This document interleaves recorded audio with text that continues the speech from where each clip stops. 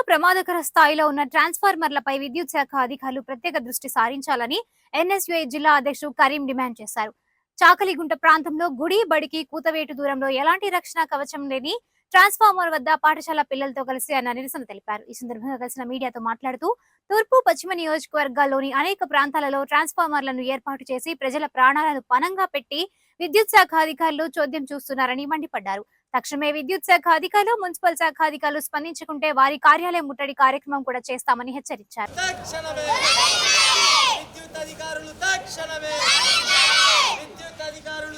తొలగించేంత వరకు పోరాడతాం ట్రాన్స్ఫర్ ని తొలగించేంత వరకు. ఈరోజు గుంటూరు తూర్పు నియోజకవర్గంలో చాకలిగుంట ప్రాంతంలో గాంధీనగర్ 2వ లైన్లో ఉన్నటువంటి పోలేరమ్మ టెంపుల్ ఎదుటుగా అంబేద్కర్ ఎలిమెంటరీ స్కూల్ ఏదైతే ఉందో ఆ స్కూల్లో సుమారుగా 50 మంది పైబడి విద్యార్థులు చదువుకునేటటువంటి పరిస్థితి. అటు ముందు చూస్తే బడి, ఎదుట చూస్తే గుడి. ఈ ప్రాంతంలో ఆ గుడి బడి ఎదుటుగా ట్రాన్స్ఫారం. ఆ ట్రాన్స్ఫారం కూడా ఏ విధంగా ఉందో ఒక్కసారి ఆలోచన చేయండి. 3వ క్లాసు 2వ క్లాస్ చదువుకునేటటువంటి విద్యార్థి చెయ్యి పైకి లేపితే తగిలేటటువంటి పరిస్థితి ఉంది. అంటే మీరు ఎవరికైనా ఈ ప్రాంతంలో ఉన్నటువంటి ఈ స్కూల్లో చదువుతున్నటువంటి విద్యార్థులు కానివ్వండి, ఈ ప్రాంతంలో ఉన్నటువంటి ప్రజలకు ఎటువంటి ఈ ట్రాన్స్ఫారం వల్ల ఎటువంటి హానికరం జరిగితే తప్ప కరెంట్ అధికారులు స్పందించరా? అదేవిధంగా ఈ మున్సిపాలిటీ సిబ్బంది స్పందించదా అని ఈరోజు కాంగ్రెస్ పార్టీ విద్యార్థి విభాగం ఎన్ఎస్వై పక్షాన హెచ్చరిస్తూ ఉన్నాం. 2 రోజుల క్రితం చూస్తే కడపలో ఏ విధంగా ఒక ప్రభుత్వ స్కూల్లో చదివేటటువంటి విద్యార్థులు స్కూల్ అయిపోయిన తర్వాత భోజనం తిందామని చెప్పేసి ఇంటికి వెళ్తూ ఉంటే పాపం వాళ్ళు చిన్న వయసులో పాపం వాళ్ళు అటు ఇంటికి వెళ్తూ ఉంటే ఆ సైకిల్ మీద కింద పడి ఉన్నటువంటి వైర్ ఏదైతే ఉందో కరెంటు వైరు వాళ్ళు చూసుకోకుండా ఆ సైకిల్ పోనీయడంతో అన్యాయంగా పాపం ఒక విద్యార్థి ప్రాణాలు కోల్పోయడం జరిగింది. ఇంకో విద్యార్థి పరిస్థితి చాలా తీవ్ర స్థాయిలో ఉన్నటువంటి పరిస్థితి. ఎందుకు చూస్తూ ఉంటే వర్షాలు కూడా విపరీతంగా పడతా ఉన్నాయి.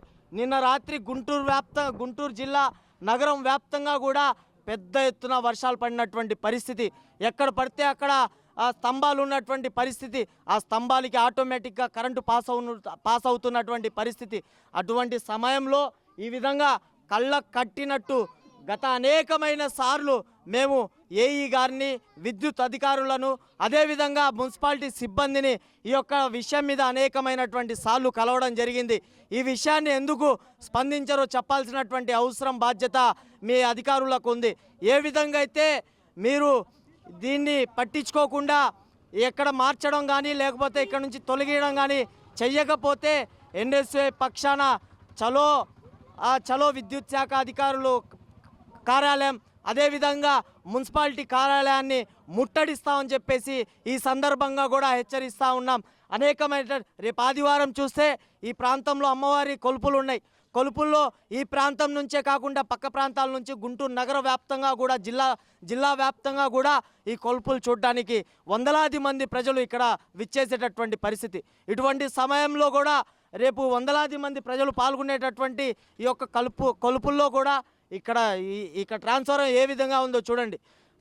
వాళ్ళకి ఆ ట్రాన్స్ఫారం ఉన్నప్పటికి కూడా వందలాది మంది ప్రజలు ఈ కొలుపుల్లో పాల్గొన్నప్పుడు వాళ్ళు జారి దాని మీద పడితే ఎవరికైనా జరిగింది ఎవరు దీనికి కారణం అండి. ఈ సందర్భంగా హెచ్చరిస్తూ ఉన్నాం. దీన్నైతే తక్షణమే తొలగించకపోతే మేము దీనికోసం ఎంత దూరం అయినా పోరాడడానికి ఎన్ఎస్ఓ పక్షాన డిమాండ్ చేస్తూ ఉన్నాం.